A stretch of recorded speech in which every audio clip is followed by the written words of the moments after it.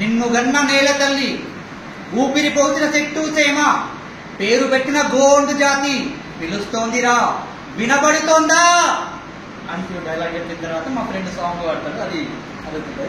దాని తర్వాత జోక్ విషయానికి వస్తే జస్ట్ నవ్వుకోవడానికి సీరియస్ తీసుకోవచ్చు. ఈ స్టోరీలో హీరో పేరు పెంటయ్య. సో హీరోయిన్ పేరు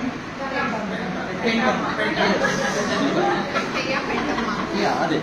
సో హీరో పేరు పెంటయ్య, హీరోయిన్ పేరు పెంటమ్మ.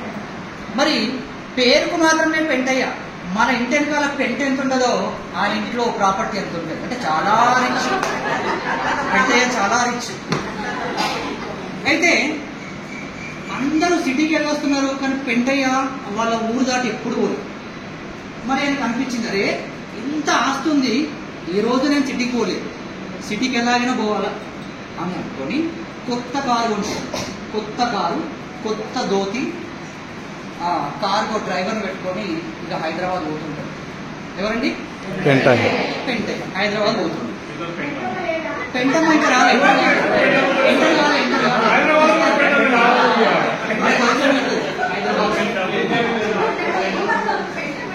ఇక అసలే కొత్త కారు, డ్రైవర్ని పెట్టుకున్నాడు.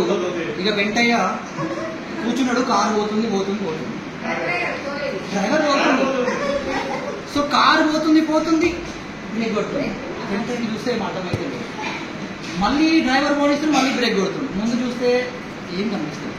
సో వెంటయ్య కోపం వచ్చింది. వేరే డ్రైవరు, కొత్త కారు నాది, మాటికి బ్రేకులు కొడుతున్నాయి, ఏంటంటే అయ్యా స్పీడ్ బ్రేకర్లు వస్తున్నాయా అంటే ఇంకా తెలియదు. స్పీడ్ బ్రేకర్ మరి హారన్ కొట్టవే తొలగిపోతాయి.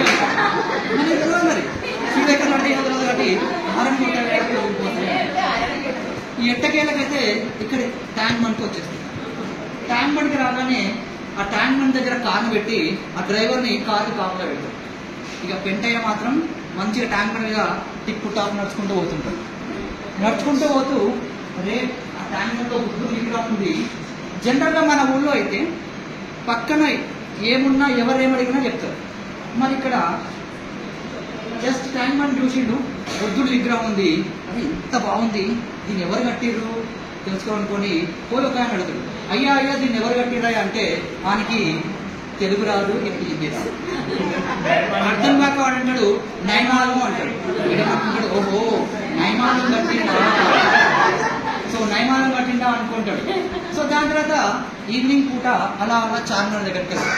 చార్మినార్కి వెళ్ళి మళ్ళా తిరిగి చార్మినార్ చూస్తుంటాడు. ఇది ఇంత బాగుంది, ఈయన ఎవరు కట్టిరు తెలుసుకోండి. మళ్ళీ పట్టుకున్నాడు. మళ్ళీ వాడు అంటాడు నైమాలం, ఎందుకంటే మనకి తెలుగు రాదు, వీడికి హిందీ రాదు. నైమాలం అనేసరికి వీడు నైమాలం ఎంత గొప్పగా కట్టించాడు, ఇలా చార్మినార్ని కట్టించాడు చెప్పేసి నైమాలం ఎవడో నేను చూడాలనుకుంటున్నాను. సో ఎనీవే మళ్ళీ ఈవినింగ్ కూడా సరదాగా మళ్ళీ ట్యాంక్ బండ్కి వచ్చి అలా నడుచుకుంటూ వెళ్ళిపోతుంటే ఒక వ్యక్తి చనిపోతాడు, నలుగురు మోసుకొని వెళ్తుంటాడు. అదే మన పల్లెటూరులో అయితే ఎవరు వెళ్ళిపోయినా తెలుస్తుంది మనకి, తెలుస్తుంది. కానీ ఇక్కడ మోసుకొని పోతుంటే వెంటనే పోయి అయ్యా ఎవరు వెళ్ళిపోయారు అంటే వాడు నైమానం అంటాడు. ఇక వీడు డాన్స్ చేస్తుంటాడు. ఎందుకో తెలుసా, నైమానం చచ్చిపోయిండు. ఇక ఆ చార్మినార్ నాదే, ఈ ట్యాంక్ బండ్ నాదే, పెద్ద చేస్తాను చెప్పేసి ఇక డాన్స్ చేసుకొని ఇక నడుస్తుంటాడు. హ్యాపీగా పోతా ఉంటాడు. ఇక మన ఆనందానికి అవధులో పోతూనే ఉంటాడు.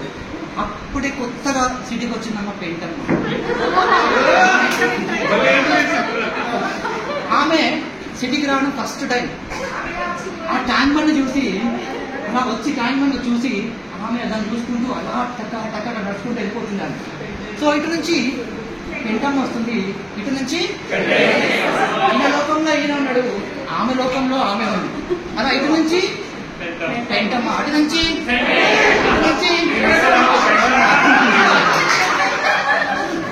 సో ఇటు నుంచి పెంటమ్మ, అటు నుంచి పెంటయ్య, ఇటు నుంచి పెంటమ్మ, అటు నుంచి పెంటయ్య. ఇలా అలా వెళ్తుంటే చూడకుండా పెంటమ్మ పెంటయ్య. మరి ఎవరినైనా మనం చూడకుండా డాష్ ఇస్తే ఏమంటాం? మరి పెంటమ్మకు ఇంగ్లీష్ రాదు, సారీ అంటది. అయితే పెంటయ్యకు అర్థం కాదు, అమ్మో బుద్ధిది సారీ అన్నది. మరి ఇక్కడ ఆచారమేమో కుదకపోతాను పల్లెటూరు అనుకుంటారు అని చెప్పేసి వెంటనే పెంటయ్య టకా టకా టకా టకా వెనక్కి వచ్చేసి ఈయన ఏం చేసి ఈసారి పెంటమని బుద్ధి ఈయన దోతి